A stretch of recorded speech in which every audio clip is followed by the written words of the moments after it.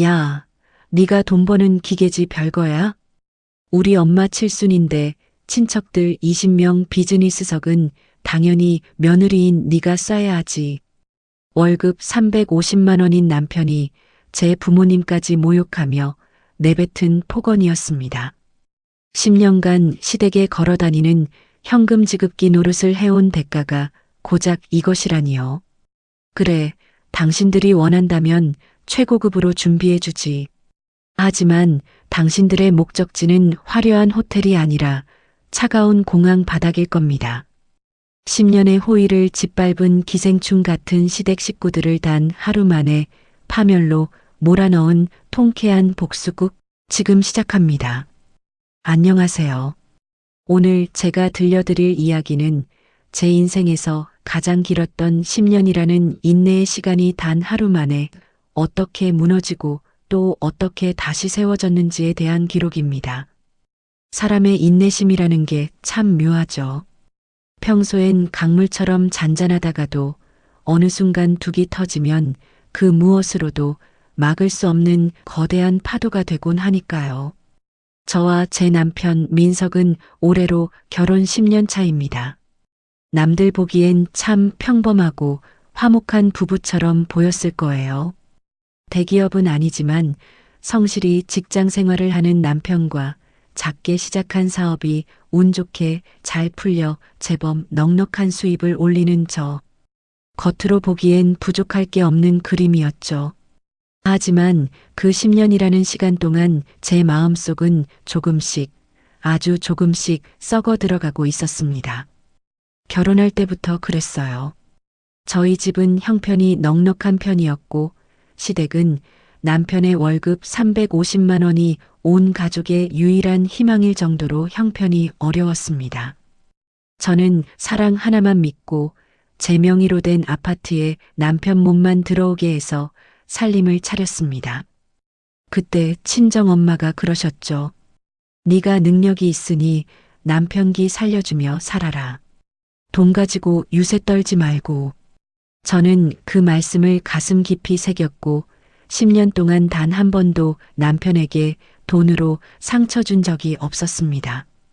오히려 남편의 길을 살려주려 시어머니 용돈이며 명절 보너스며 심지어는 시누이들 결혼 자금까지 큰 액수는 아니지만 제가 소리 없이 뒷바라지 해주었습니다.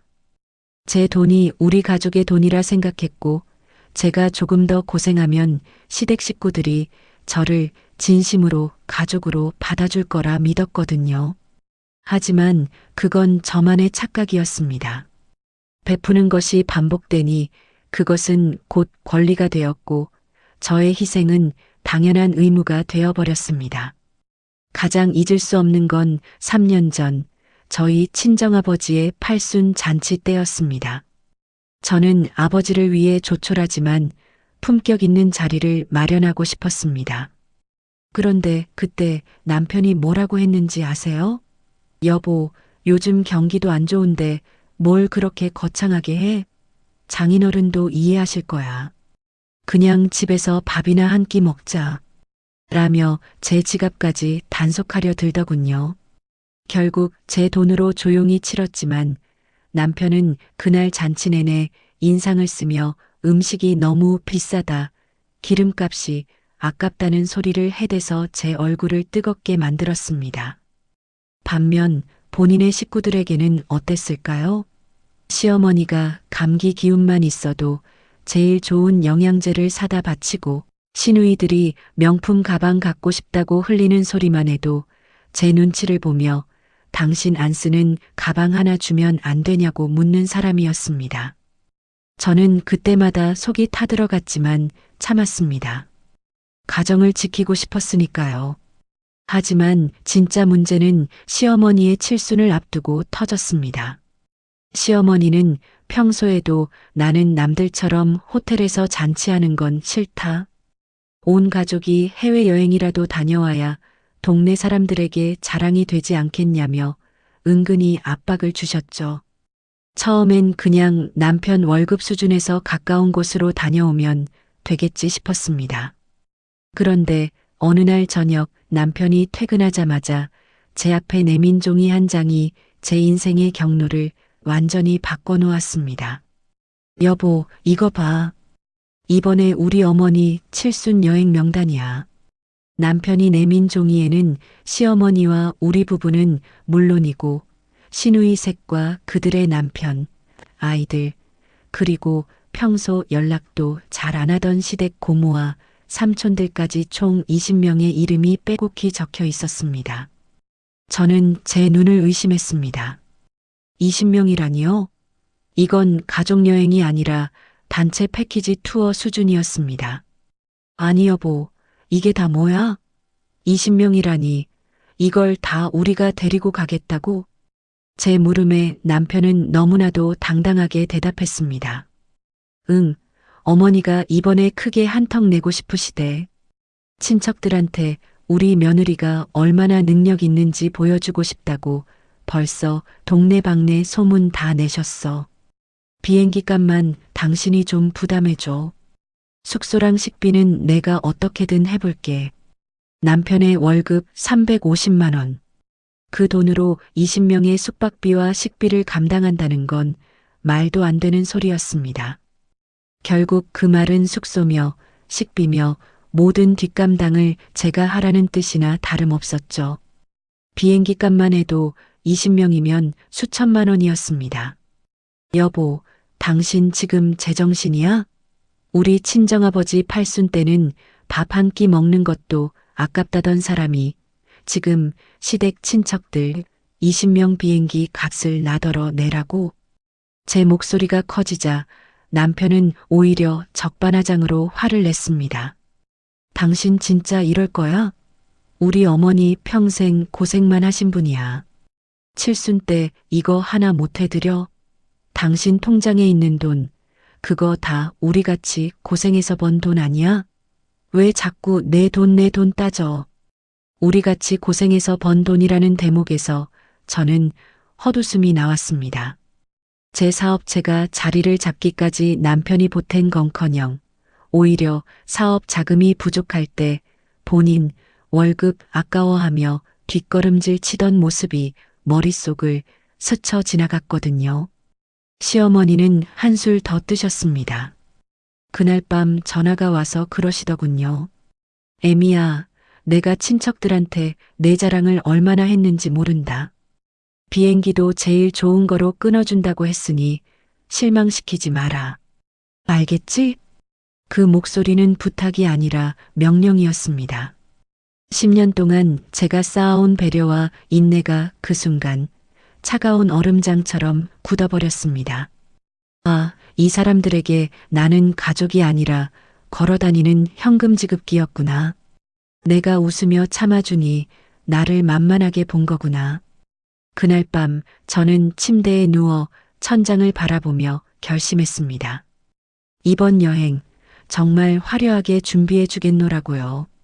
하지만 그 끝은 당신들이 상상하는 것과는 전혀 다를 것이라고 말이죠. 저는 거실로 나가 남편에게 아주 환하게 웃으며 말했습니다. 알았어, 여보. 어머니 칠순인데 내가 그 정도 못하겠어? 비행기 표부터 호텔까지 내가 제일 최고급으로 예약할게. 당신은 어머니랑 친척들한테 큰 소리 뻥뻥 쳐도 돼. 남편은 제 대답에 신이 나서 저를 껴안고 난리가 났습니다. 역시 우리 마누라가 최고야. 라며 입이 귀에 걸리더군요. 하지만 그는 몰랐을 겁니다. 그 미소 뒤에 제가 어떤 칼을 갈고 있었는지 말이죠. 골물대로 골마 터진 10년의 서름이 비로소 잔혹한 복수의 계획으로 피어나기 시작한 순간이었습니다. 제가 비행기 표를 책임지겠다고 말한 그날 밤부터 시댁의 공기는 완전히 달라졌습니다. 마치 집안에 경사라도 난 것처럼 매일같이 전화벨이 울려댔죠. 남편은 퇴근길에 콧노래를 부르며 현관문을 열었고 시어머니는 하루가 멀다고 전화를 걸어 누구누구도 가고 싶어 하는데 끼워줘도 되지? 라며 명단을 야금야금 늘려갔습니다. 결국 이번 주말에 아예 시댁에 모여서 정식으로 여행 선포식을 하자고 하더군요. 토요일 아침 남편은 평소엔 거들떠도 안 보던 제 옷장을 뒤적이며 분주하게 움직였습니다. 여보, 오늘 옷 좀 신경 써서 입어. 친척들 다 모이는데 우리 마누라가 제일 빛나야 내면이 서지 않겠어? 본인의 체면을 세워주는 화려한 장식품으로서 제가 반짝거리길 바라는 그 속내가 너무 투명해서 헛웃음이 났습니다. 하지만 저는 순순히 남편의 바람대로 아주 고급스러운 실크 원피스에 알이 굵은 진주 목목걸이를 걸쳤습니다. 오늘 제가 시댁 식구들에게 보여줄 모습은 세상에서 가장 관대하고 재력이 넘치는 며느리여야 했으니까요. 그래야 나중에 그들이 떨어질 절벽이 더 깊고 아득할 테니까요. 시댁 현관문에 들어서자마자 고소한 갈비 냄새와 함께 시끌벅적한 목소리들이 쏟아져 나왔습니다. 저희 부부가 거실로 들어서자마자 상석에 앉아있던 시어머니가 기다렸다는 듯 자리에서 벌떡 일어나 손뼉을 치며 소리치셨습니다. 어이구, 우리 집안 복덩이 왔느냐? 자자, 다들 주목해라. 이번 내 칠순 여행, 우리 둘째 며느리가 통 크게 쏘기로 했다. 비행기 표부터 호텔까지 싹 다 최고급으로 말이다. 그 말이 떨어지기 무섭게 거실을 가득 채운 친척들의 박수와 환호성이 터져 나왔습니다. 역시 우리 둘째니가 최고야. 민석이는 장가 하나는 기가 막히게 잘 갔어. 라는 찬양들이 쏟아졌죠. 하지만 그 칭찬 뒤에 가려진 날카로운 욕망들은 금세 본색을 드러냈습니다. 에구 언니, 이번에 비행기는 무조건 국적기 타는 거지? 내가 요즘 무릎이 안 좋아서 저가 항공은 도저히 못하겠더라고. 이왕 쏘는 거 비즈니스석이면 더 좋고. 셋째 아가씨가 상추쌈을 입에 밀어넣으며 너무나 당연하다는 듯 말했습니다. 그러자 옆에 앉아있던 고모님이 맞장구를 치며 한술 더 뜨시더군요. 비즈니스석이 뭐냐, 이왕이면 1등석도 한번 알아봐야지. 우리 조카 며느리가 사업을 얼마나 크게 하는데 그 정도가 대수겠어? 그리고 호텔은 꼭 수영장 딸린 5성급으로 예약해다오. 기가 막혔습니다. 본인들 돈은 단 한 푼도 보태지 않으면서 요구사항은 무슨 1등석 VIP 고객이라도 된 듯 당당하더군요. 10년 전 제가 이 집에 처음 왔을 때 돈 한 푼 아쉽다며 제 혼수가전 모델명까지 간섭하던 사람들이 이제는 제 지갑을 마치 자기네 공용 지갑처럼 여기고 있었습니다. 저는 그들의 얼굴을 하나하나 눈에 담으며 생긋 웃었습니다. 네, 그럼요. 고모님 아가씨. 어머니 칠순인데 제가 소홀히 하겠어요? 비행기는 물론이고 호텔도 최고급으로 준비할게요. 이번 여행 테마는 돈 걱정 없는 황제 여행이니까 다들 그날만 기다리세요. 제 말이 끝나기가 무섭게 남편 민석의 어깨는 천장까지 솟아올랐습니다. 들으셨죠? 제 와이프가 이 정도입니다. 라며 술을 따르는 남편의 모습은 마치 자기가 피땀 흘려번 돈으로 생색을 내는 사람 같았습니다. 그 기고만장한 태도에 취한 것인지 옆에 있던 삼촌 한 분은 술 기운에 이런 소리를 내뱉으시더군요. 근데 민서가 너희 장인어른 팔순 때는 그냥 집에서 밥 한 끼 먹고 치웠다더니 며느리가 확실히 우리 집안 사람 다 됐네. 친정보다 시댁이 우선이지. 그래야 복을 받는 법이야. 그 소리를 듣는 순간 제 심장이 얼음장처럼 차갑게 식었습니다. 3년 전 제 아버지가 사위 부담 줄까봐 팔순이 뭐 대수냐, 가족끼리 집에서 된장찌개나 먹자며 인자하게 웃으시던 얼굴이 떠올라 가슴이 미어졌습니다. 그 고귀한 배려를 이 인간들은 무능함과 차별로 치부하며 비웃고 있었던 겁니다. 여보, 고모님이랑 아가씨들 원하는 거 다 들어주려면 정말 대단한 여행이 되겠어. 당신 이번에 일가 친척들 사이에서 완전히 영웅 대접 좀 받겠는데? 내가 아주 빵빵하게 예약해 줄 테니까 걱정 마. 시댁을 나와 집으로 돌아오는 차 안에서 제가 남편을 보며 넌지시 말했습니다. 남편은 제 손을 덥석 잡으며 세상을 다 가진 듯한 표정으로 대답하더군요. 와, 역시 우리 마누라 최고야. 당신 진짜 멋지다. 이번 한 번만 딱 눈 감고 해주자. 당신도 봤지? 우리 어머니랑 친척들 입이 귀에 걸린 거. 당신이 이렇게 해주면 어머니는 동네에서 어깨 펴고 다니시고 나도 집안에서 체면이 서잖아. 이게 다 우리 가족을 위한 일인데 그 돈 좀 쓰는 게 대수야? 남편의 그 가족이라는 울타리 안에 저와 제 친정 식구들의 자리는 단 한 뼘도 없었습니다. 오로지 본인의 허영심과 시댁 식구들의 탐욕을 채워주는 것만이 그의 가족 사랑이었죠. 저는 핸들을 잡고 흥얼거리는 남편의 옆 얼굴을 보며 차갑게 의조렸습니다. 그래, 당신 말이 맞아. 가족을 위한 일인데 내가 아까워하면 안 되지. 내일 당장 비행기표 20장 예약할게. 당신은 어머니한테 연락해서 여권 사본이나 빨리 보내달라고 해. 오케이. 바로 연락할게. 아, 진짜 오늘 기분 최고다. 남편은 차가 정차하기가 무섭게 시댁 단톡방에 소식을 퍼날랐습니다. 며느리가 비즈니스석 전원 확정했답니다. 호텔은 전 객실 오션뷰 5성급으로 갑니다. 남편이 실시간으로 중계하는 소식들의 단톡방은 찬양의 이모티콘으로 도배되었습니다. 그날 밤 저는 모두가 잠든 고요한 거실에서 홀로 노트북을 켰습니다. 항공사 사이트에 접속해 남편이 건네준 20명의 명단을 하나하나 입력하기 시작했습니다. 시어머니, 아주버님네 식구들, 시누이 셋과 그 아이들, 그리고 고모님과 삼촌까지. 비즈니스석 20석. 결제 금액이 4천만 원에 육박하는 숫자가 모니터에 선명하게 떴습니다. 하지만 제 손은 떨리지 않았습니다. 오히려 차분했죠. 왜냐고요? 어차피 이 돈은 다시 저에게 돌아올 돈이었으니까요. 저는 항공권 취소 규정을 몇 번이고 다시 확인했습니다. 출발 24시간 전 취소 시 수수료 제외 전액 환불.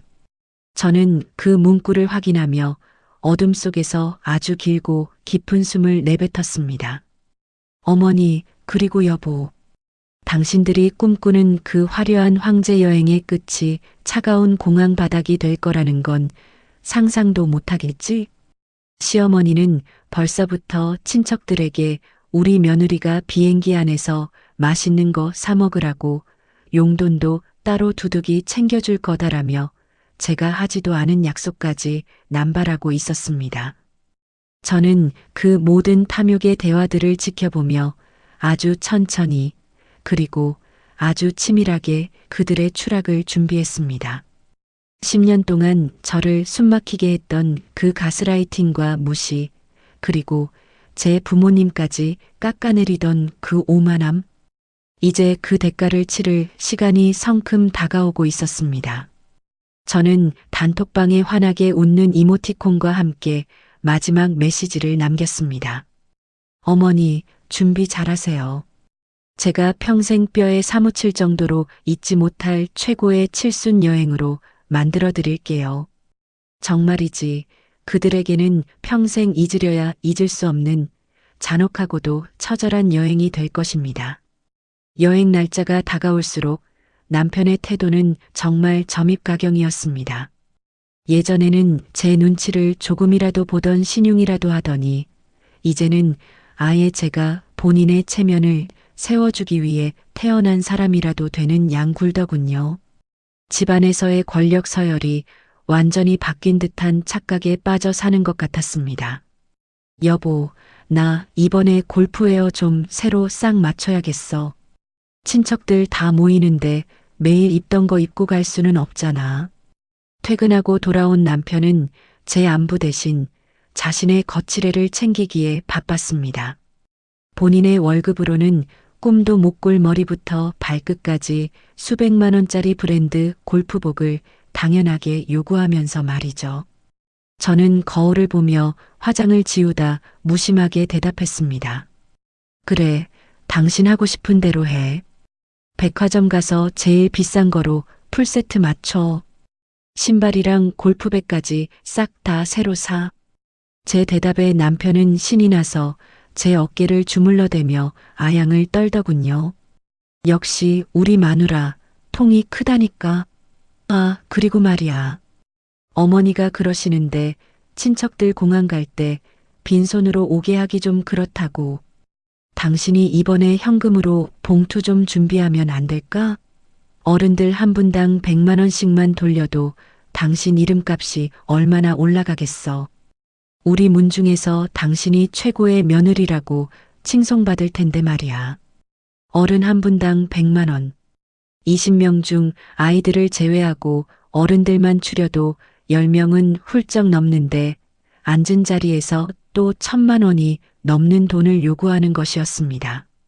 월급 350만 원 받는 남편에게 1,000만 원은 석 달치가 넘는 피 같은 돈일 텐데 제 지갑에서 나가는 돈은 무슨 길가에 굴러다니는 낙엽쯤으로 생각하는 모양이었습니다. 1,000만 원? 여보, 비행기 표랑 호텔비만 해도 벌써 수천이야. 거기다 용돈까지 그렇게 돌리면 이번 여행에만 억소리 나겠는데? 아무리 내가 사업한다지만 이건 좀 과하지 않아? 제가 살짝 미끼를 던지며 반응을 살피자 남편의 표정이 금세 험악해졌습니다. 야, 당신 진짜 치사하게 굴래? 당신 그 사업장 한 달 수익이면 충분하잖아. 우리 어머니 평생 한 번 있는 칠순 잔치야. 이럴 때 돈 안 쓰면 언제 써? 당신 친정 오빠들 사업 어려울 때 당신이 뒤로 돈 빼준 거 내가 모를 줄 알아?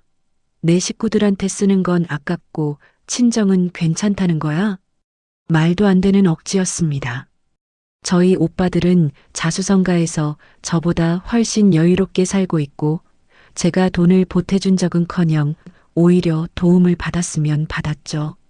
남편은 제가 친정에 돈을 쓴다는 잊지도 않은 프레임을 씌워 저를 죄인으로 만들고 그 죄책감을 이용해 시댁에 돈을 쏟게 만드는 아주 비겁한 수법을 쓰고 있었습니다.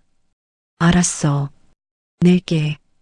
용돈 봉투까지 내가 싹 다 준비할게. 그러니까 화내지 마. 제가 고분고분하게 나오자 남편은 다시 금세 표정을 바꾸고 웃음을 지었습니다. 그 웃음이 얼마나 역겨운지 저는 속으로 구역질이 났습니다. 그뿐만이 아니었습니다. 시누이들의 무례함은 정말 극에 달했습니다. 셋째 아가씨는 매일같이 저에게 명품 브랜드의 홈페이지 링크를 보내왔습니다. 언니, 면세점에서 이거 가방 하나만 사주면 안 돼요? 나 친구들한테 우리 언니가 칠순 기념으로 사준다고 자랑 다 해놨단 말이야. 언니, 우리 애들 수영복도 명품으로 맞췄는데 언니가 이번에 가서 애들 용돈 좀 두둑이 줘요. 알겠죠? 염치라는 건 태어날 때부터 없었던 사람들 같았습니다. 저는 그 모든 메시지에 응, 아가씨. 가서 예쁜 거 다 사줄게요. 라고 답장했습니다. 제가 다정하게 답을 보낼수록 시댁 단톡방의 분위기는 축제 그 자체였죠.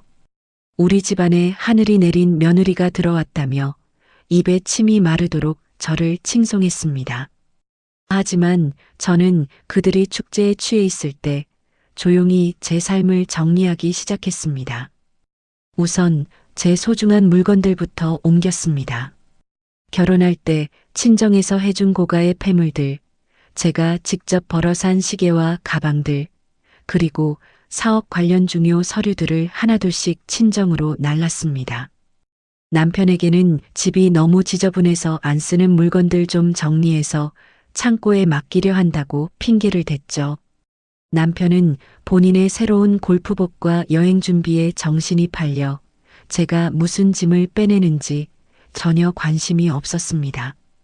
그 다음은 재산 정리였습니다. 남편과 공동으로 관리하던 생활비 통장을 제외하고 제 개인 자산과 사업 자금을 완전히 분리해 남편이 절대 손댈 수 없는 곳으로 옮겼습니다. 그리고 이혼 전문 변호사를 만나 상담을 마쳤습니다. 10년간의 부당한 대우, 경제적 착취, 그리고 남편의 폭언까지 모든 증거를 차곡차곡 모아 소장을 작성했죠. 여행 일주일 전 시어머니에게서 전화가 왔습니다. 애미야, 그 비행기 표 확실하게 다 끊긴 거 맞지? 민석이 고모가 하도 불안해해서 말이다. 혹시 취소되거나 그런 건 아니겠지? 노인네의 촉이 무서운 건지 아니면 본인들이 하는 짓이 너무 무리라는 걸 내심 알고 있었던 건지 시어머니는 확인을 거듭했습니다. 저는 아주 차분하고 부드러운 목소리로 안심시켜 드렸습니다. 어머니, 무슨 말씀이세요? 예약 확인증 단톡방에 다 보내드렸잖아요. 1등석 못지않은 비즈니스석으로 다 준비했어요. 공항 오실 때 제일 고운 옷 입고 오세요. 제가 사진 예쁘게 찍어드릴게요. 그래. 역시 우리 며느리밖에 없다. 내가 이번에 친척들 앞에서 내 덕분에 어깨 좀 펴보마. 전화를 끊고 저는 거울 속에 비친 제 얼굴을 보았습니다. 억지로 만든 웃음기가 가시고 나니 차갑고 서늘한 복수심만 남은 눈동자가 보였습니다. 남편은 여행 전날까지도 거드름을 피우며 친척들에게 전화를 돌렸습니다. 네, 삼촌. 내일 공항으로 바로 오세요. 우리 집사람이 비즈니스석으로 다 해놨으니까 걱정 마시고요. 호텔 가면 용돈도 챙겨드릴게요. 남편의 목소리가 거실을 울릴 때마다 저는 마음속으로 숫자를 세었습니다. 당신들이 그토록 자랑하고 싶어 하던 그 체면이 가장 비참하게 뭉개질 시간까지 남은 시간을요. 드디어 여행 당일 새벽이 밝았습니다. 남편은 새벽 4시부터 일어나 난리를 피웠습니다. 새로 산 최고급 골프웨어를 챙겨 입고 제 명품 시계까지 손목에 찬 채 거울 앞에서 포즈를 취하더군요. 여보, 당신은 왜 아직도 누워 있어? 어서 챙겨서 공항 가야지. 저는 침대에 누운 채 눈도 뜨지 않고 나른하게 말했습니다. 여보, 미안한데 당신 먼저 가서 어머니랑 친척들 좀 챙기고 있어. 나 어제 사업장에 급한 일이 생겨서 새벽까지 일하느라 너무 피곤하네. 1시간만 더 자고 바로 뒤따라 갈게. 어차피 비행기 표는 다 내 명의로 결제된 거라 당신들이 먼저 체크인하고 있으면 돼. 남편은 잠시 의심하는 눈초리였지만 하긴 당신이 이번 여행비 버느라 고생이 많았지. 그럼 1시간만 딱 더 자고 빨리 와야 해. 늦으면 절대 안 돼. 라며 제 이마에 가식적인 키스를 남기고는 위풍당당하게 캐리어를 끌고 집을 나섰습니다. 현관문이 닫히는 소리가 들리고 아파트 단지를 빠져나가는 남편의 차 소리까지 완전히 사라진 뒤 저는 조용히 몸을 일으켰습니다. 그리고 책상 위에 놓인 노트북을 열었습니다. 항공사 홈페이지에 로그인하는 제 손가락은 그 어느 때보다 가벼웠습니다. 예약 조회 화면에 뜬 시댁 식구 20명의 명단. 저는 주저없이 전체 예약 취소 버튼을 눌렀습니다. 예약이 취소되었습니다. 환불 금액은 내일 중으로 입금될 예정입니다. 환불 완료 메시지를 확인하는 순간 10년 동안 가슴을 짓누르던 거대한 돌덩이가 순식간에 사라지는 기분이었습니다. 하지만 이게 끝이 아니었죠. 저는 휴대폰을 집어들고 시댁 단톡방에 마지막 메시지를 남겼습니다. 어머니, 여보, 그리고 친척분들, 여행 잘 다녀오세요. 저는 이제 제 진짜 가족을 챙기러 갑니다. 그리고 공항에서 제 전화 기다리지 마세요. 받을 일 없을 테니까요. 저는 휴대폰 전원을 완전히 껐습니다. 그리고 미리 준비해둔 제 진짜 짐을 챙겨 친정으로 향하는 차에 올랐습니다. 공항으로 향하는 시댁 식구들의 들뜬 목소리와 곧 닥쳐올 아비규환의 현장을 상상하며 저는 처음으로 진심 어린 웃음을 지었습니다. 인천공항 제1터미널 출국장은 이른 새벽부터 여행객들로 인산인해를 이루고 있었습니다. 그 수많은 인파 속에서도 단연 시선을 강탈하는 무리가 있었죠. 바로 제 남편과 시어머니를 필두로 한 20명의 대가족이었습니다. 남편은 제가 사준 명품 시계를 수시로 만지작거리며 비즈니스석 전용 카운터 줄에 맨 앞에 섰습니다. 새로 산 골프웨어는 또 어찌나 번쩍거리는지 지나가는 사람들이 한 번씩은 다 쳐다보더군요. 시어머니는 꽃무늬 양장에 커다란 선글라스를 끼고 이미 비행기를 타기도 전부터 온 동네방네 자랑 전화를 돌리느라 여념이 없었습니다. 예, 저 지금 공항이에요. 우리 둘째 며느리가 비즈니스석으로 다 끊어줘서 이제 곧 떠나요. 갔다 와서 선물 한 보따리 챙겨갈게요. 시어머니는 계모임 친구들에게도 자랑 전화하느라 정신이 없었습니다. 이런 시어머니의 목소리에 고모님과 시누이들은 입이 귀에 걸려 역시 우리 둘째니가 최고다, 복덩이 며느리다라며 맞장구를 쳤습니다. 그들은 마치 개선문으로 입장하는 귀족들처럼 위풍당당하게 카운터 앞에 섰습니다. 드디어 그들의 차례가 왔고 남편은 거만한 태도로 일가 친척 20명의 여권을 한데 모아 카운터 직원에게 내밀었습니다. 체크인 좀 해주세요. 예약 번호는 따로 모르겠고 여기 대표 예약자 이름이 제 와이프 이름으로 되어 있을 겁니다. 비즈니스석 20명 단체 예약입니다. 남편은 평소 모든 실무를 제가 처리했기에 예약 번호 한 줄 물어보지 않고 이름만 대면 다 될 거라 믿고 있었던 거죠. 직원은 친절한 미소로 여권 뭉치를 받아들고 컴퓨터를 두드리기 시작했습니다. 하지만 10초, 20초, 시간이 흐를수록 직원의 미소가 미묘하게 굳어지더니 고개를 갸웃거렸습니다. 고객님, 실례지만 말씀하신 대표 예약자 성함으로 조회되는 유효한 예약건이 없습니다. 혹시 예약 확인서나 모바일 탑승권이 있으신가요? 남편의 얼굴에서 여유로운 미소가 순식간에 증발했습니다. 무슨 소리예요? 어제까지 예약 확인 다 된 건데 다시 잘 좀 봐요. 와이프 이름으로 20명이라니까요. 뒤에 서 있던 시어머니와 친척들도 웅성거리기 시작했습니다. 직원은 당황한 기색 없이 다시 한번 차분하게 전체 명단을 대조해 보더니 이번에는 조금 더 단호하고 곤혹스러운 목소리로 말했습니다. 아, 고객님, 명단 조회되었습니다. 하지만 해당 예약은 오늘 새벽 5시경에 전원 예약 취소 처리가 되셨네요. 현재로서는 탑승 가능한 항공권이 전혀 없으십니다. 뭐라고요? 취소라니.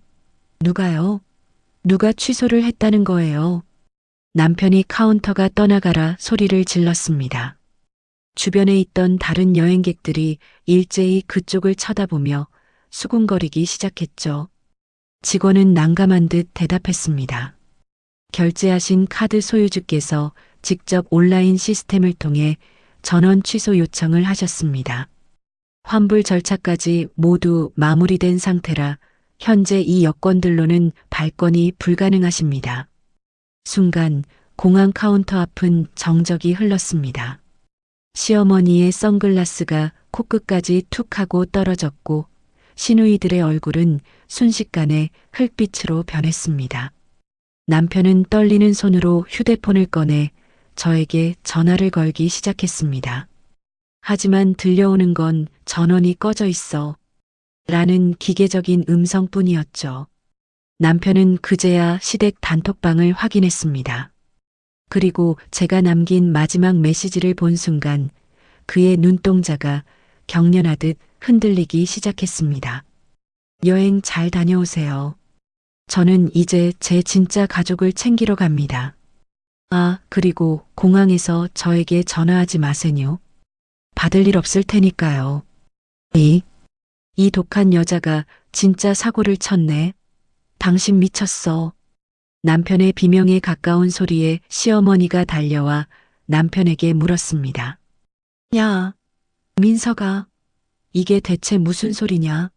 며느리가 취소를 했다니, 그게 말이 돼? 당장 전화해서 다시 결제하라고 해. 친척들이 지금 다 보고 있잖아. 내채면 어떡할 거야. 하지만 전화는 연결될 기미가 없었습니다. 남편은 1분 간격으로, 아니 30초 간격으로 저에게 전화를 걸고 메시지를 퍼부었습니다. 당신 미쳤어? 지금 당장 안 받으면 가만 안 둬. 제발 결제만 해줘. 응? 내가 다 잘못했어. 메시지의 내용은 분노에서 협박으로, 다시 처절한 애원으로 시시각각 바뀌어 갔습니다. 그 시각 저는 친정집 거실 소파에 아주 편안한 자세로 앉아 있었습니다. 창밖으로는 따사로운 햇살이 내리쬐고 있었고 거실 안에는 은은한 보이차 향기가 가득했죠. 그래, 잘 왔다. 그동안 고생 많았어. 짐은 방에 다 옮겨놨으니 걱정 말고 좀 쉬어라. 저는 엄마 무릎에 머리를 기대고 눈을 감았습니다. 주머니 속 휴대폰이 진동하며 끊임없이 울리고 있었지만 저는 그 진동마저 시원한 에어컨 바람 소리처럼 경쾌하게 느껴졌습니다. 휴대폰을 슬쩍 확인해 보니 부재중 전화 숫자가 어느새 99를 넘어가고 있더군요. 남편뿐만 아니라 시어머니, 시누이들, 심지어 고모님까지 저에게 번갈아 가며 전화를 걸어대고 있었습니다. 공항의 상황은 그야말로 지옥이었을 겁니다. 비행기 시간은 다가오는데 표는 없고 20명의 시댁 식구는 남편과 시어머니를 애워싸고 빗발치는 항의를 쏟아내고 있었겠죠. 특히나 이번 여행을 위해 머리부터 발끝까지 치장하고 동네방네 자랑하고 왔던 고모님과 삼촌들의 분노는 상상을 초월했습니다. 시어머니는 그분들 앞에서 우리 며느리가 다 해줄 거다라고 큰 소리를 쳐놨으니 이제는 얼굴을 들 힘조차 없었겠죠. 저는 친정에서 아빠가 타주신 따뜻한 커피를 마시며 휴대폰 전원을 완전히 꺼버렸습니다. 그리고 창밖의 파란 하늘을 보며 혼잣말을 중얼거렸습니다. 아꼈으면 다 같이 살 수 있다며?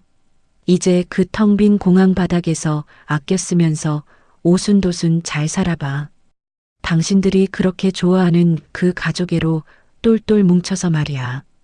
남편의 99통의 부재중 전화 뒤에 숨겨진 그 추악한 탐욕이 드디어 제 삶에서 완전히 떨어져 나가는 소리가 들리는 듯 했습니다. 인천공항 카운터 앞은 그야말로 아수라장이었습니다. 평소 가족의 화목과 어른에 대한 도리를 그토록 강조하며 저를 치켜세우던 시댁 식구들의 가식적인 가면이 예약 취소라는 단어 한마디에 갈기갈기 찢겨나가는 순간이었죠. 20명의 친척이 내뱉는 고성과 탄식은 공항의 높은 천장을 때리고 다시 그들의 머리 위로 쏟아졌습니다. 가장 먼저 히스테리를 부리기 시작한 건 평소 저를 걸어다니는 ATM 정도로 여기며 온갖 염치 없는 요구를 해대던 셋째 아가씨였습니다. 오빠, 이게 대체 어떻게 된 거야? 나 이번 여행 가려고 직장에 연차까지 내고 동료들한테 언니가 비즈니스석 끊어줬다고 자랑 다 하고 왔단 말이야. 지금 당장 언니한테 전화해서 어떻게든 해결하라고 해. 나 이대로는 창피해서 절대 집에 못 가. 셋째 아가씨의 날카로운 고함에 남편은 얼굴에 식은 땀을 닦아내며 어쩔 줄 몰라 했습니다. 하지만 남편보다 더 당혹스러운 처지에 놓인 건 시어머니였습니다. 시어머니는 이미 일가 친척 어른들에게 능력 있는 며느리 둔 덕에 상팔자 된 어머니 코스프레를 완벽하게 마친 상태였거든요. 특히나 이번 여행에 모신 남편의 고모 앞에서는 더욱 그랬습니다. 민서가, 민서가, 형님 표정 좀 봐라. 지금 얼굴이 흑빛이시다. 야, 이 독한 것. 그 며느리년이 감히 나한테 이래? 내가 그동안 지를 얼마나 예뻐했는데 은혜를 원수로 갚아도 유분수지. 시어머니가 전전긍긍하며 남편의 고모님 눈치를 살필 때 드디어 집안의 최고 어른인 고모님이 입을 열었습니다. 고모님은 이번 여행을 위해 평소 아끼던 보석까지 꺼내 차고 오신 분이었죠. 고모님의 시선은 매서웠고 입에서 나온 말은 시어머니의 가슴에 비수처럼 꽂혔습니다. 아니, 옳게. 대체 집안 교육을 어떻게 시켰길래 이 사달이 나게 만들어? 며느리가 비행기 표를 다 끊었다고 해서 우리도 큰맘 먹고 시간 낸 거 아니야. 근데 이게 뭐야? 공항 카운터에서 망신도. 이런 개망신이 어딨어. 올케가 평소에 며느리를 어떻게 들볶았으면 애가 이런 독한 짓을 해? 우리 문중 망신 올케가 다 시키네. 형님, 그게 아니고요. 전현이 원래 저렇게 되바라진 년이 아닌데. 시어머니는 고모님의 호통에 찍소리도 못하고 비굴하게 허리를 굽혔습니다. 평소 저에게 기세등등하던 그 시어머니가 고모님 한마디에 벌벌 떠는 모습은 참으로 가관이었겠죠. 옆에 있던 삼촌들도 한마디씩 거들며 남편을 몰아세웠습니다. 민서가, 너 우리한테 사기친 거냐? 비즈니스석이라더니 이게 뭐야?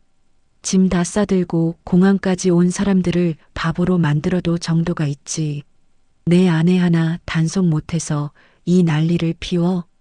친척들의 비난이 화살처럼 쏟아지자 남편은 손을 벌벌 떨며 카운터 직원에게 다시 한번 매달렸습니다. 하지만 돌아오는 대답은 냉정했습니다. 20명분의 티켓을 현장에서 결제하려면 수천만 원이 필요했고 설령 돈이 있다 해도 당장 구할 수 있는 좌석 자체가 없었죠. 남편의 월급 350만 원으로는 그들의 공항 리무진 버스비나 겨우 낼 수준이었습니다. 결국 2시간 가까운 소란 끝에 그들은 짐을 다시 끌고 공항 밖으로 나와야 했습니다. 들어갈 때는 개선장군 같았던 무리가 나올 때는 폐잔병처럼 고개를 푹 숙인 채였습니다.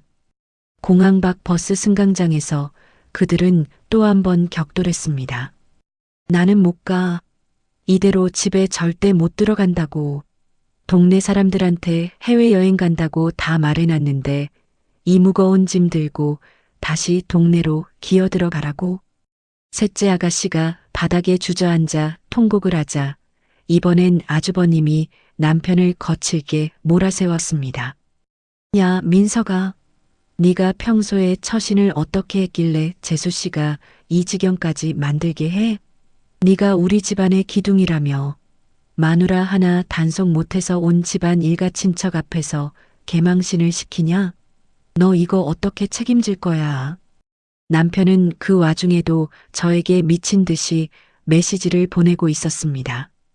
야, 너 제정신이야? 지금 당장 공항으로 안 오면 나 진짜 당신이랑 끝이야. 어른들 망신시킨 죄를 어떻게 다 갚으려고 이래? 당장 결제해. 하지만 저는 그 시각 친정집 거실 소파에 앉아 엄마가 해주신 따뜻한 집밥을 먹고 있었습니다. 고소한 된장찌개 냄새와 엄마의 다정한 목소리, 시댁의 독설과 비난에 절여졌던 제 영혼이 비로소 씻겨 내려가는 기분이었습니다. 식사를 마친 후 저는 잠시 휴대폰을 켰습니다. 99통이 넘는 부재중 전화와 쏟아지는 비난 섞인 메시지들. 저는 그중 남편이 보낸 마지막 협박 메시지를 보고 피식 웃음이 났습니다. 나랑 끝이라고? 응, 그 소리 들으려고 이 판을 짠 거야. 저는 그 자리에서 남편에게 아주 짧고 명확한 답장을 보냈습니다. 여보, 아꼈으면 다 같이 살 수 있다며? 비행기값 아꼈으니까 그 돈으로 공항 식당에서 칠순 잔치라도 잘 해드려. 난 이제 당신 아내 안 할 거니까 앞으론 당신 월급 350으로 시댁 식구들 평생 효도하면서 살아.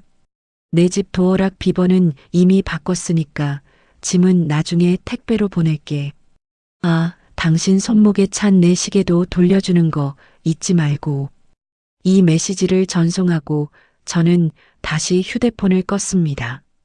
아마 그 메시지를 확인한 순간 남편은 공항 바닥에 주저앉아 거품을 물었을 겁니다. 공항에서 쫓겨나다시피 돌아온 그들은 결국 시댁으로 모였습니다. 하지만 예전의 그 화기애애한 분위기는 온데간데 없었죠. 고모님은 시어머니에게 옳게 창피해서 내 다시는 이 집에 발 안 들릴라네. 조카 며느리가 저렇게 나올 정도면 올케랑 민석이가 오죽했겠어? 라며 삿대질을 해댔고 시어머니는 며느리 흉을 보며 우라통을 터뜨리다 결국 뒷목을 잡고 쓰러지는 신용을 했습니다. 하지만 예전처럼 달려와 걱정해주는 사람은 아무도 없었습니다. 고모님은 차갑게 쏘아붙이며 짐을 챙겨 떠나버리셨고 남은 친척들도 차비나 내놓으라며 아우성이었습니다. 돈으로 쌓아 올린 가짜 가족에는 돈줄이 끊기는 순간 그렇게 처참하게 무너져 내리고 있었습니다. 남편은 텅 빈 눈으로 시댁 거실 구석에 앉아 제가 비번을 바꾼 도어락 생각에 머리를 쥐어뜯었겠죠. 10년간 그가 당연하게 누려왔던 제 희생과 재력이 단 하루 만에 신기루처럼 사라졌다는 사실을 그는 이제야 뼈저리게 느끼고 있었을 것입니다. 저는 친정집 마당에 핀 꽃들을 보며 생각했습니다. 골문 상처는 터뜨려야 낫는 법이죠. 10년의 서름이 터진 자리에 이제야 비로소 제가 살 수 있는 새살이 돋아나고 있었습니다. 시댁은 지금 지옥이겠지만 저는 이제야 천국에 온 것 같습니다. 공항에서 벌어진 대참사 이후 저는 휴대폰을 꺼둔 채 친정집 마당에서 아빠와 함께 어린 시절 이야기를 나누며 평화로운 시간을 보냈습니다. 하지만 그 평화는 그리 오래가지 않았죠. 대문 밖에서부터 타이어가 비명을 지르는 급브레이크 소리가 들리더니 곧이어 누군가 대문을 부술 듯이 두드려대기 시작했습니다. 야, 나와. 너 거기 있는 거 다 알아. 당장 안 나와. 담벼락을 넘어오는 그 익숙하고도 천박한 목소리. 바로 제 남편 민석이었습니다. 평소 점잖은 척, 체면 차리는 척하던 그 목소리는 어디 가고 마치 짐승의 포효 같은 비명만 남았더군요. 저는 담담하게 차잔을 내려놓았고 거실에 계시던 저희 오빠 둘이 말없이 자리에서 일어났습니다. 대문이 열리자마자 들이닥친 남편의 꼴은 그야말로 목불인견이었습니다. 아침까지만 해도 위풍당당하게 입고 나갔던 그 비싼 브랜드 골프웨어는 땀과 먼지에 절어 엉망이었고 제 명품 시계를 찬 손은 분노로 덜덜 떨리고 있었습니다. 당신 미쳤어? 진짜 미친 거야? 지금 공항의 친척들이 어떤 상태인지 알아? 우리 어머니 쓰러지셔서 병원 실려가시게 생겼다고. 네가 사람이냐? 어떻게 이런 짓을 해? 남편은 저를 보자마자 달려들 기세로 소리를 질러댔습니다. 하지만 그 기세는 저희 오빠들이 앞을 막아서자마자 툭 끊기고 말았죠. 체격 좋고 건장한 제 큰오빠와 작은오빠는 아무 말 없이 남편을 내려다보았습니다. 민석아, 네가 지금 우리 집 대문을 발로 차고 들어와서 누구한테 소리를 지르는 거냐? 큰오빠의 낮고 묵직한 목소리에 남편은 주춤하며 뒷걸음질을 쳤습니다. 하지만 분노가 이성을 이겼는지 다시 악을 쓰더군요. 형님들이 동생 교육을 어떻게 시켰길래 이 사달이 납니까? 20명 비행기 표를 당일 새벽에 취소하는 게 사람 새끼가 할 짓이에요? 덕분에 우리 집안 풍비박산 났다고요. 그 말에 작은 오빠가 헛웃음을 터뜨리며 남편의 손목을 획 낚아챘습니다. 야, 이거 내 동생이 사준 시계 아니냐?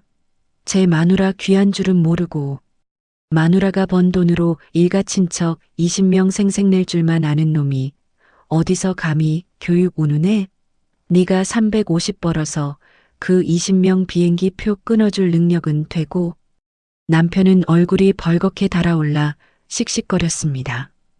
그건 부부 사이에 돈이 내 돈이 어딨습니까? 우리 어머니 칠순인데 며느리가 당연히 해야 할 도리 아닙니까? 저는 그 뻔뻔한 대답을 듣고 천천히 남편 앞으로 다가갔습니다. 그리고 남편의 눈을 똑바로 쳐다보며 한자 한자 내뱉었습니다. 도리? 당신이 말하는 도리가 뭐야? 우리 아빠 팔순 때는 밥 한 끼 먹는 것도 아깝다며 인상 쓰던 당신이 당신 고모의 삼촌들까지 내 돈으로 호강시켜주는 게 도리야? 아니, 당신은 도리를 말할 자격이 없어. 당신은 그냥 내 돈에 기생해서 재력가 행세하고 싶었던 사기꾼일 뿐이야. 뭐? 사기꾼? 야, 너 말 다 했어? 남편이 손을 치켜드는 순간 큰오빠가 남편의 어깨를 꽉 눌러 앉혔습니다. 남편은 그대로 마당 바닥에 무릎을 꿇리다시피 주저앉았죠. 민서가 잘 들어. 내 동생이 지난 10년 동안 너희 집구석에 쏟아부은 돈, 우리가 다 장부로 적어놨다. 생활비부터 시누이들 결혼 자금, 시어머니 용돈까지. 그거 다 합치면 네가 평생 벌어도 못 갚아. 근데 뭐 비행기 표 취소했다고 미쳐? 아니, 진짜 미친 건 10년 동안 호의를 권리로 착각하고 산 너랑 내 식구들이지. 남편은 바닥을 치며 절규했습니다. 그래, 내가 잘못했다고 치자. 근데 지금 당장 가서 결제해줘. 친척들이 지금 시댁 거실에 모여서 나 죽이겠다고 난리란 말이야.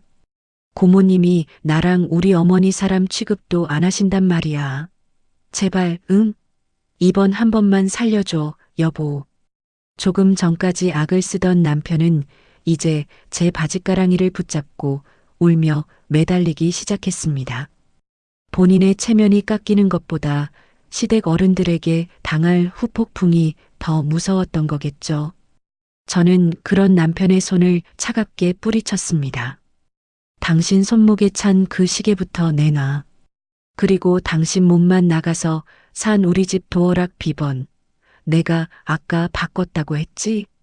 거기 당신 짐들 다 복도에 내놨으니까 가져가든지 말든지 마음대로 해.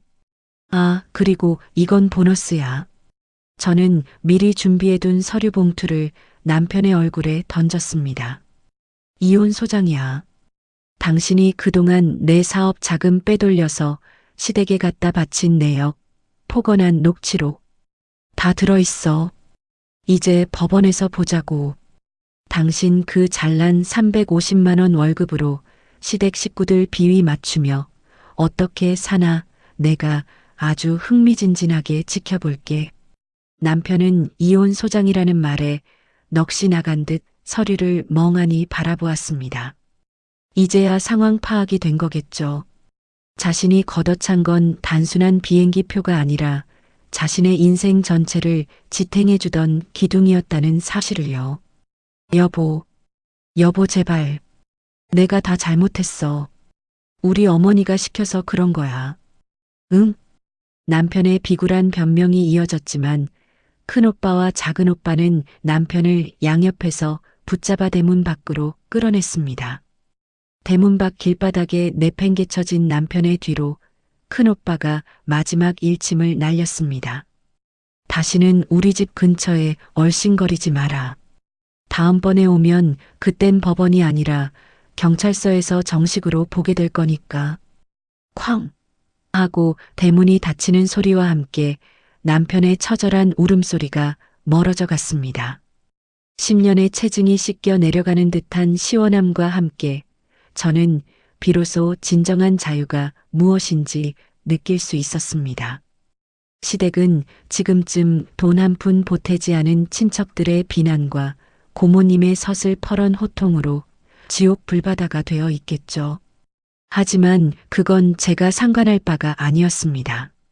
저는 다시 평온해진 마당에서 아빠가 새로 타주신 따뜻한 차를 한 모금 마셨습니다. 이제 정말 저의 새로운 인생이 시작되고 있었습니다. 친정 대문 밖으로 쫓겨난 남편의 비명 섞인 통곡 소리가 잦아들 무렵 집안은 다시 고요해졌습니다. 하지만 제 휴대폰은 쉴 새 없이 진동하며 존재감을 과시하고 있었죠. 전원을 켜자마자 쏟아지는 건 남편의 메시지뿐만이 아니었습니다. 시어머니, 시누이들, 그리고 그날 공항에서 망신을 당한 일가 친척들의 원망 섞인 문자들이 폭탄처럼 터지고 있었습니다. 그 중에서도 단연 앞권은 시어머니의 문자였습니다. 야, 이 독한 년아. 네가 사람이냐? 감히 시어미 칠순 잔치를 이 지경으로 만들어? 당장 내 눈앞에 와서 무릎 꿇고 빌어라. 안 그러면 내가 내 사업장 가서 다 엎어버릴 줄 알아. 저는 그 문자를 보고 코웃음이 났습니다. 10년 동안 제가 그 집안의 기둥을 떠받치고 있을 때는 우리 집 복덩이라며 치켜 세우더니 이제 자기들 뜻대로 돈이 움직이지 않으니 본색을 드러내는 그 천박함이 참으로 가관이었죠. 다음 날 아침 저는 평소와 다름없이 제 사업장으로 출근했습니다. 하지만 건물 입구에서부터 낯익은 그림자가 서성이는 게 보이더군요. 남편 민석이었습니다. 어제의 소동 때문인지 몰골은 더 말이 아니었습니다. 면도도 하지 못한 까칠한 얼굴에 어제 입었던 그 골프웨어는 주름이 자글자글했죠. 여보, 당신 이제 오면 어떡해? 내가 여기서 밤새 기다린 거 알아? 남편은 저를 보자마자 달려와 제 팔을 붙잡았습니다. 지나가는 직원들이 수군거리는 소리가 들렸지만 저는 눈 하나 깜짝하지 않고 차갑게 팔을 뿌리쳤습니다. 아저씨, 우리 어제 끝내기로 한 거 아니었어? 여긴 내 일터야. 당장 안 나가면 경찰 부를 거니까 손 떼. 제 서늘한 말투에 남편은 다시 울먹이며 매달리기 시작했습니다. 여보, 제발. 나 진짜 죽을 것 같아.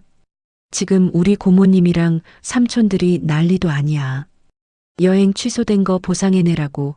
안 그러면 나랑 우리 어머니 다시는 안 본다고 난리라고. 당신 돈 많잖아. 제발 그분들한테 위로금이라도 좀 보내줘. 응? 그래야 내가 살 수 있어. 기가 막혔습니다.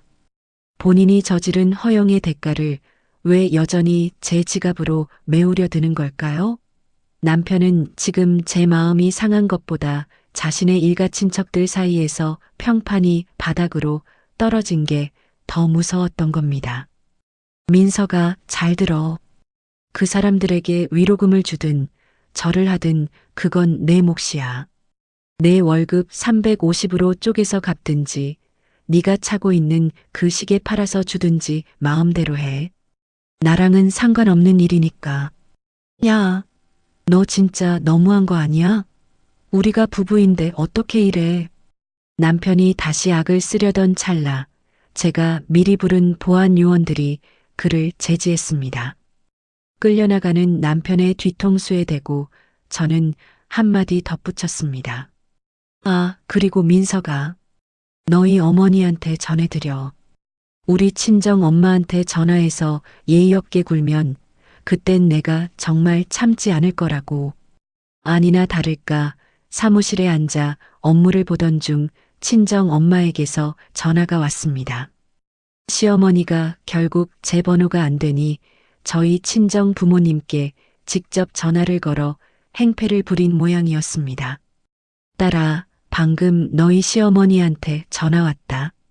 어찌나 소리를 지르는지 귀가 다 먹먹하더구나. 엄마의 목소리는 의외로 담담했습니다. 저는 가슴이 철렁 내려앉아 물었습니다. 엄마, 미안해. 그 노인네가 뭐라고 했어? 욕이라도 했어? 말도 마라. 자식 교육을 어떻게 시켰길래 시험이 뒤통수를 치냐부터 시작해서 근본 없는 집안 어쩌고까지 아주 점입가경이더구나. 그래서 내가 그랬지.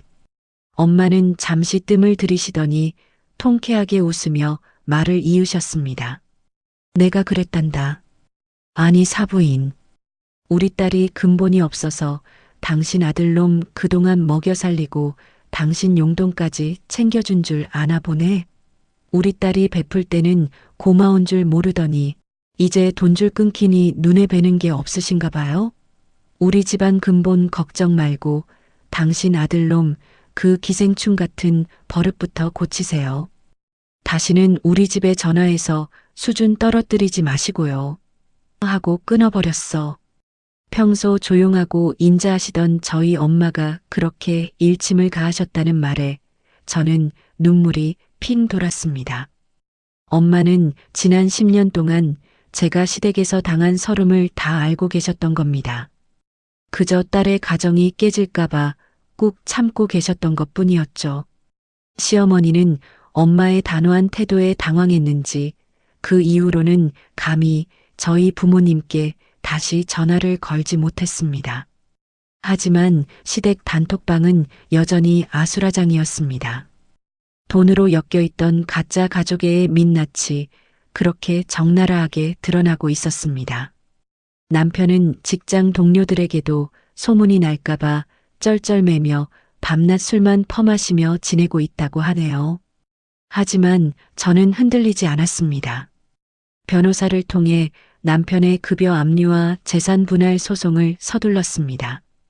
그가 그동안 제 사업 자금에서 야금야금 빼돌려 시댁에 상납한 돈들, 제가 입증할 수 있는 모든 증거를 들이밀었죠. 여보, 제발 한 번만 만나줘. 99통이 넘는 부재중 전화 뒤에 남겨진 남편의 마지막 음성 메시지는 처절하다 못해 비굴했습니다. 10년 전 제가 사랑했던 그 당당하고 자상했던 남자의 모습은 어디에도 없었습니다. 오직 돈과 체면에 눈이 멀어 괴물이 되어버린 한 남자만 남아있을 뿐이었죠. 저는 창밖을 보며 다짐했습니다. 다시는 누군가의 체면을 위해 제 자신을 깎아내리지 않겠노라고. 이제야 비로소 제가 제 인생의 진짜 주인이 된 기분이었습니다. 남편의 절규와 시어머니의 독설이 담긴 메시지들이 휴대폰을 가득 채웠지만 저는 그 모든 소음을 뒤로 한 채 평소보다 더 정갈한 차림으로 제 사업장 사무실에 앉아 있었습니다. 골문 상처를 도려내기로 한 이상 이제 저에게 남은 건 흔들림 없는 단호함 뿐이었죠. 오전 11시쯤 되었을까요? 비서가 난처한 표정으로 들어와 시어머니가 로비에서 버티고 계신다는 소식을 전했습니다. 예전 같았으면 맨발로 뛰어내려가 모셔왔겠지만 저는 아주 느긋하게 차를 한 모금 마신 뒤 회의실로 모셔라고 지시했습니다. 회의실 문을 열고 들어서자 며칠 사이에 폭삭 늙어버린 듯한 시어머니가 앉아 계셨습니다. 평소 제 앞에서 부리던 기세는 어디 가고 눈가에는 억지로 짜낸 듯한 눈물 자국까지 맺혀 있더군요. 애미야, 내가 이렇게 직접 왔다. 우리 이야기 좀 하자. 시어머니는 제가 앉기도 전에 제 손을 덥석 잡으며 흐느끼기 시작했습니다. 그 가식적인 눈물의 온도가 너무나도 역겨워 저는 차갑게 손을 빼냈습니다. 무슨 하실 말씀이 남아서 여기까지 오셨어요? 공항 식당에서 칠순 잔치는 잘하셨나 모르겠네요. 제 뼈 있는 한마디에 시어머니의 얼굴이 순식간에 일그러졌지만 이내 마음을 다잡은 듯 비굴한 웃음을 지어 보였습니다. 애미야, 내가 다 잘못했다. 내가 노망이 났었나 봐. 민석이 고모 삼촌들 앞에서 내 자식 잘 사는 거 보여주고 싶어서 욕심을 좀 부렸어. 민석이도 지금 집 밖에도 못 나가고 울기만 한다. 우리 식구들 한 번만 봐주면 안 되겠니? 봐주면요? 봐주면 그 다음엔 또 어떤 걸 요구하시려고요? 전세금? 아니면 아가씨들 명품 가방? 제 냉소적인 반응에 시어머니는 드디어 본색을 드러냈습니다. 무릎을 굽히는 척하며 제 치맛자락을 붙잡더군요. 애미야, 다른 건 몰라도 그 고모님이랑 친척들, 그 사람들 입은 막아야 하지 않겠니? 민석이 고모가 우리 민석이랑 나를 아주 사기꾼 취급하며 매장하려 하신다. 네가 결제 취소한 그 비행기 값만큼만, 아니 그 절반만이라도 위로금으로 좀 내놓으렴. 그래야 우리 민석이 직장 생활이라도 제대로 하지 않겠어? 결국 사과는 껍데기일 뿐이었습니다. 끝까지 제 지갑을 열어 본인들의 실추된 체면을 보상받으려는 그 탐욕스러운 본질. 저는 실소를 터뜨리며 가방에서 서류 몇 장을 꺼내 시어머니 앞에 던졌습니다. 이게 뭔지 아세요? 어머니 아드님이 지난 3년간 제 사업 자금에서 야금야금 빼돌린 내역이에요. 어머니가 매달 받으신 그 특별 용돈, 그리고 아가씨들이 명품 사입던 그 돈. 민석 씨가 제 법인 카드를 도용하고 장부를 조작해서 만든 돈들이라고요. 시어머니의 눈동자가 경련하듯 흔들렸습니다. 그게 무슨 소리냐? 민석이가 그럴 리가. 아직 끝이 아니에요. 어머니 아들, 참 부지런하더라고요. 제 돈으로 어머니 용돈만 드린 게 아니라 다른 여자 뒷공문이 쫓아다니며 오피스텔 보증금까지 보태줬더군요. 여기 사진이랑 블랙박스 영상 다 있습니다. 시어머니는 마치 망치로 머리를 맞은 듯 멍한 표정을 지었습니다. 저는 한 걸음 더 다가가 시어머니의 귓가에 차갑게 속삭였습니다. 어머니가 그렇게 애지중지하는 아들, 이제 감옥 가게 생겼어요. 횡령의 배임, 그리고 이혼 소장까지. 제가 가진 모든 증거 다 제출할 겁니다. 고모님께는 이미 제가 어제 다 말씀드렸어요. 제가 왜 비행기 표를 취소할 수밖에 없었는지, 어머니 아들이 제 등 뒤에서 무슨 짓을 했는지 하나하나 다 설명해 드렸다고요. 그 순간 시어머니는 바닥에 주저앉았습니다. 시어머니는 넋이 나간 채 보안 요원들에게 끌려나갔습니다. 복도를 지나가며 애미야, 내가 잘못했다. 민석이 좀 살려줘. 라며 소리를 질렀지만 그 목소리는 차가운 대리석 벽에 부딪혀 공허하게 사라질 뿐이었죠. 저는 다시 사무실 책상에 앉아 창밖을 보았습니다. 10년이라는 시간 동안 저는 그들을 가족이라 믿으며 제 영혼을 갈아 넣었습니다. 하지만 돌아온 건 배신과 기만뿐이었죠. 하지만 이제는 압니다. 그들을 무너뜨린 건 제가 아니라 본인들의 끝없는 탐욕이었다는 것을요. 시댁은 이제 정말 지옥이 되었을 겁니다. 아들은 외도와 횡령으로 파멸 직전이고 시어머니는 평생의 자부심이었던 집안 어른들 사이에서 고개도 못 드는 수치가 되었으니까요. 남편에게서 다시 99통이 넘는 전화가 오겠지만 저는 이제 그 진동 소리조차 들리지 않는 사람처럼 평온하게 제 일을 시작했습니다. 상처를 도려낸 자리는 쓰라렸지만 비로소 제가 숨을 쉴 수 있는 공기가 들어오고 있었습니다. 시어머니가 떠난 회의실에 남은 건 차가운 공기와 그들이 버리고 간 추악한 욕심의 잔해뿐이었습니다. 시어머니가 제 사무실에서 보안 요원들에게 끌려나간 후 시댁이라는 성벽은 걷잡을 수 없이 무너져 내리기 시작했습니다. 제가 고모님을 포함한 일가 친척들에게 보낸 서류들은 그들에게 단순한 정보가 아니라 자신들을 기만했던 시어머니와 남편을 향한 분노의 도화선이 되었기 때문입니다. 그날 이후 시어머니가 그토록 목숨처럼 아끼던 체면은 동네 길바닥에 굴러다니는 낙엽보다 못한 신세가 되었습니다. 고모님은 문중 어른들을 소집해 이번 사건을 정식으로 다루셨죠. 시어머니는 평생 잘난 아들과 며느리 둔 덕에 호강하는 집안으로 동네방네 자랑하고 다녔는데 이제는 며느리 돈으로 생색내다 들통난 가짜 부자 집안이라는 낙인이 찍히고 말았습니다. 옳게. 내 평생 이런 수치는 처음이네. 조카 며느리가 저렇게 나올 때는 다 이유가 있었던 거야. 민석이 그놈이 제 마누라 등골 빼먹으면서 뒤로는 딴짓까지 했다니. 이게 어디 사람 사는 집구석이야? 고모님의 불호령은 전화기 너머로도 쩌렁쩌렁 울렸고 시어머니는 이제 시장 통조차 나가지 못할 정도로 고립되었습니다. 시장에만 가면 상인들이 아유, 비행기 표 사건 그 집 아니야? 라며 수군거리는 환청이 들린다며 집안에서 커튼을 꽁꽁 닫고 지냈다고 하더군요. 하지만 진짜 지옥은 집안에서 벌어지고 있었습니다. 여행이 무산되면서 입은 금전적, 심리적 손해를 주인공인 저에게 청구할 수 없게 된 친척들이 화살을 남편 민석 씨와 시어머니에게로 돌린 것입니다.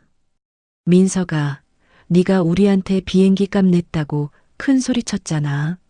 우리 그거 믿고 선물 산다고 개까지 깼는데 이 손에 다 어떻게 할 거야? 네가 사기친 거니까 위로금이라도 내놔. 셋째 아가씨를 포함한 시누이들과 일가 친척들은 매일같이 시댁으로 전화를 걸거나 찾아와 으름장을 놓았습니다. 돈으로만 맺어져 있던 그들의 가짜 가족에는 단 한 번의 금전적 이득이 사라지자마자 추악한 탐욕의 전쟁터로 변해버렸습니다. 시어머니는 결국 평소 자랑하던 패물과 아끼던 가구들까지 중고로 팔아치우며 친척들의 입을 막으려 했지만 한 번 터진 둑을 막기엔 역부족이었죠. 남편 민석 씨의 상황은 더욱 비참했습니다. 제가 제기한 횡령 혐의가 회사에 알려지면서 징계위원회에 회부되었고 동료들 사이에서는 이미 마누라 돈으로 허세 부리다 파멸한 놈으로 소문이 났습니다. 제가 바꾼 도어락 앞에서 하염없이 기다리다 지쳐 시댁 거실 구석에 처박힌 그는 매일 밤 술에 절어 제 휴대폰으로 의미 없는 사과와 협박을 번갈아 가며 보내왔습니다. 여보, 내가 다 잘못했어. 제발 감옥만은 안 가게 해줘. 우리 어머니 길거리로 나앉으면 나 진짜 죽어버릴 거야. 그런 메시지를 볼 때마다 저는 더 차갑게 마음을 먹었습니다. 지난 10년 제가 이들에게 쏟아부은 진심과 자금이 얼마인데 이제 와서 자비라는 단어를 입에 올리는 그 뻔뻔함이 소름 끼쳤으니까요. 저는 친정 부모님과 함께 마당에서 여유롭게 저녁을 먹으며 변호사가 보내온 재산 압류 진행 상황을 확인했습니다. 남편이 제 사업 자금에서 빼돌린 돈, 그리고 시댁 식구들에게 흘러들어간 자금 흐름을 역추적해 하나하나 법적으로 환수하기 시작했습니다. 시댁 식구들은 그제야 알게 되었을 겁니다. 자신들이 그동안 누렸던 그 모든 안락함이 제 배려 위에서만 가능했던 아슬아슬한 신기루였다는 사실을 말이죠. 고모님은 결국 시어머니와의 인연을 끊겠다고 선언하셨습니다. 내 눈에 흙이 들어와도 그런 부도덕한 집안과는 한 피를 나눌 수 없다며 족보에서 파내겠다는 서슬 펄언 호통까지 치셨죠. 시어머니는 그 충격으로 정말 몸져 누웠지만 예전처럼 달려가 지극정성으로 간호할 며느리 지연이는 이제 없었습니다. 저는 그들의 몰락 과정을 아주 건조하게 지켜보았습니다. 분노도 슬픔도 아닌 그저 당연한 결과를 확인하는 기분이었죠. 골물대로 골문 종기는 터뜨려야 낫는 법이고 거짓으로 쌓은 평판은 진실의 햇볕 아래 녹아내리기 마련입니다. 시댁은 이제 하루도 조용할 날 없는 지옥이 되었고 저는 그 지옥에서 가장 먼 곳에 자리를 잡았습니다. 이제 남은 건 법적인 절차를 통해 완벽하게 남이 되는 일뿐이었습니다. 10년의 서름이 마침내 종지부를 찍을 시간이 다가오고 있었습니다. 드디어 결전의 날이 밝았습니다. 몇 달간 이어진 지루하고도 치열했던 법정 공방의 마침표를 찍는 날. 저는 평소보다 더 정갈하게 머리를 묶고 가장 당당해 보이는 정장을 차려입었습니다. 거울 속의 이지연은 10년 전 시댁의 문턱을 넘던 그 기죽은 어린 신부가 아니었습니다. 자신의 삶을 스스로 지켜낸 강인하고 아름다운 한 여성의 모습이었죠. 법정의 차가운 공기 속에서 판결문이 낭독되었습니다. 판사님의 목소리는 낮고 엄숙했지만 저에게는 그 어떤 음악보다 감미롭게 들렸습니다. 피고 박민석은 원고 이지연에게 위자료 5천만 원을 지급하고 부정행위 및 사업 자금 횡령으로 인한 손해배상금 3억 2천만 원을 전액 반환하라. 또한 재산 분할에 있어 원고의 기여도를 80%로 인정한다. 판결이 확정되는 순간 제 옆에 앉아있던 남편, 아니 이제는 남남이 된 박민석 씨의 고개가 툭 하고 떨어졌습니다. 그가 그토록 목숨처럼 아끼던 체면이라는 화려한 껍데기가 법의 심판 아래 갈기갈기 찢겨나가는 순간이었죠. 법정을 나오는 복도에서 그는 제 앞을 가로막았습니다. 며칠 밤을 지새웠는지 퀭한 눈등에 제가 선물했던 명품 정장은 어울리지도 않게 헐렁해져 있었습니다. 지연아, 정말 이렇게까지 해야겠어? 나 지금 회사에서도 권고사직 당했어.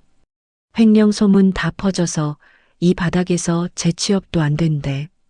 우리 어머니는 충격으로 누워만 계시고, 제발 그 돈 다 가져가면 우리 보고 길거리에서 죽으라는 거야?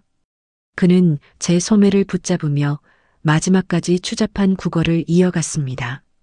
저는 그런 그를 향해 아주 서늘하고도 명확한 미소를 지어 보였습니다. 민석아, 네가 입버릇처럼 하던 말 기억나? 아꼈으면 다 같이 살 수 있다고. 이제 네가 그 말을 직접 실천하며 살 때가 된 거야. 내 월급 350조차 사라진 지금 그 좁은 시골 방칸에서 어머니랑 아가씨들이랑 옹기종기 모여서 아껴 쓰는 재미를 한번 느껴봐. 그게 네가 그토록 강조하던 가족의 도리 아니었니? 제 말이 끝나기가 무섭게 그의 손을 뿌리쳤습니다.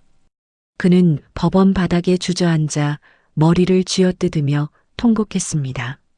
하지만 그 눈물은 저에 대한 미안함이 아니라 사라진 돈과 권력에 대한 비참함이라는 걸 저는 너무나 잘 알고 있었습니다. 시댁의 몰락은 그야말로 순식간이었습니다. 아파트가 경매로 넘어가고 남편의 퇴직금까지 압류되자 시어머니와 시누이들은 그야말로 뿔뿔이 흩어졌습니다. 평생 사모님 소리 들으며 거들먹거리던 시어머니는 이제 지방에 있는 먼 친척 집 문간방에 얹혀 살며 끼니를 걱정하는 처지가 되었죠. 특히 저를 ATM 취급하며 명품백을 요구하던 셋째 아가씨는 카드 빚을 갚지 못해 신용불량자가 될 위기에 처하자 저에게 전화를 걸어 언니 한 번만 살려주면 안 돼요? 라며 울며불며 빌었습니다. 저는 그 전화에 단 한마디만 남기고 차단했습니다. 아가씨, 이제 가방 말고 당신 인생을 직접 짊어지고 사세요. 돈으로만 단단하게 묶여있던 그들의 가짜 가족에는 돈줄이 마르는 순간 가장 잔인한 화살이 되어 서로를 찔렀습니다.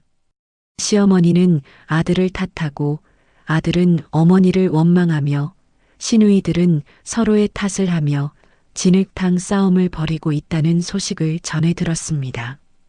그것이 바로 그들이 10년 동안 저를 이용해 쌓아 올린 허상의 끝이었습니다. 하지만 저는 달랐습니다. 저는 공항 카운터에서 환불받았던 그 돈으로 아주 특별한 여행을 떠났습니다. 이번에는 20명의 염치 없는 친척이 아니라 저를 위해 평생을 기도해주고 제 서름을 묵묵히 지켜봐 주셨던 제 진짜 가족, 친정 부모님을 모셨습니다. 비행기 1등석에 나란히 앉아 창밖의 구름을 바라보시는 부모님의 평온한 얼굴을 보니 비로소 제 심장이 다시 뛰는 것 같았습니다. 비행기 안에서 제공되는 최고급 요리를 드시며 우리 딸 덕분에 호강한다며 환하게 웃으시는 엄마의 손을 꼭 잡았습니다. 3년 전 사위 눈치 보느라 팔순 잔치조차 집에서 치렀던 아빠의 주름진 손등 위에 제 뜨거운 눈물 한 방울이 떨어졌습니다. 지연아, 고생 많았다. 이제는 남을 위해 참는 인생 말고 너 자신을 위해 웃는 인생을 살아라. 네가 행복해야 우리도 행복한 거란다. 아빠의 그 한마디에 10년의 억울함이 썰물처럼 빠져나갔습니다. 비행기가 푸른 하늘을 가르며 날아오를 때 저는 지상에 남겨진 그 추악한 인간들의 목소리를 완전히 잊었습니다. 비즈니스석 전용 카운터에서 망신을 당하며 악을 쓰던 시어머니와 제 명품 시계를 차고 거들먹거리던 남편의 비겁한 얼굴은 이제 먼지보다도 작게 느껴졌습니다. 여행지에서 저는 파란 바다를 바라보며 다짐했습니다. 다시는 누군가의 체면을 세워주는 도구로 살지 않겠노라고. 누군가 가족이라는 이름으로 희생을 강요한다면 당당하게 그건 당신의 욕심일 뿐이라고 말할 수 있는 내가 되겠노라고 말이죠. 저는 이제 제 사업을 더욱 탄탄하게 키워가며 제 능력을 오로지 저와 제 진짜 소중한 사람들을 위해서만 쓰고 있습니다. 시댁 식구들은 지금쯤 시골 방구석에서 서로를 탓하며 이지연이 그때 왜 그랬을까를 곱씹고 있겠지만 저는 이제 그들의 존재조차 기억나지 않을 만큼 눈부신 메일을 보내고 있습니다.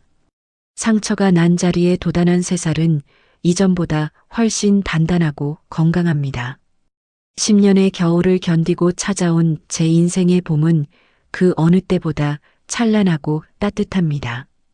저는 이제 매일 아침 거울을 보며 진심으로 미소 짓습니다. 지연아, 참 잘했다. 장하다. 라고 제 자신을 칭찬해주면서 말이죠. 제 이야기는 여기서 끝이 나지만 제 인생의 진짜 서막은 이제 막 올랐습니다. 혹시 지금 이 순간에도 가족이라는 굴레 안에서 부당한 요구에 숨죽이며 참고 계신 분들이 있다면 제 이야기가 여러분에게 작은 용기의 씨앗이 되었으면 좋겠습니다. 나를 지키는 것보다 더 중요한 도리는 이 세상 그 어디에도 없습니다. 여러분 스스로를 아끼세요. 그리고 당당하게 여러분의 인생을 사세요. 진정한 행복은 타인의 박수가 아니라 내 마음의 평화에서 시작되는 법이니까요. 지금까지 제 긴 이야기를 들어주셔서 진심으로 감사합니다. 저는 이제 제가 그토록 꿈꿨던 오직 저만을 위한 찬란한 태양 아래로 걸어 들어갑니다. 여러분도 모두 행복하십시오. 10년의 인내 끝에 진정한 자신을 되찾은 지연 씨의 이야기, 여러분은 어떻게 들으셨나요? 가족이라는 이름 뒤에 숨은 탐욕은 결국 스스로를 파멸시킨다는 걸 오늘 사연이 똑똑히 보여준 것 같습니다. 혹시 여러분 주위에도 이런 몰상식한 사연이나 혹은 가슴 뻥 뚫리는 통쾌한 복수극이 있다면 댓글로 아낌없이 공유해 주세요. 여러분의 소중한 사연 하나하나가 누군가에게는 큰 위로와 용기가 됩니다. 오늘 영상이 시원하셨다면 구독과 좋아요 꼭 눌러주시고 알림 설정까지 하셔서 다음번 더 강력한 사이다 사연도 절대 놓치지 마세요. 여러분의 응원이 좋은 이야기를 만드는 가장 큰 힘이 됩니다. 끝까지 시청해 주셔서 감사합니다. 오늘도 평안하고 당당한 하루 보내시길 바랍니다.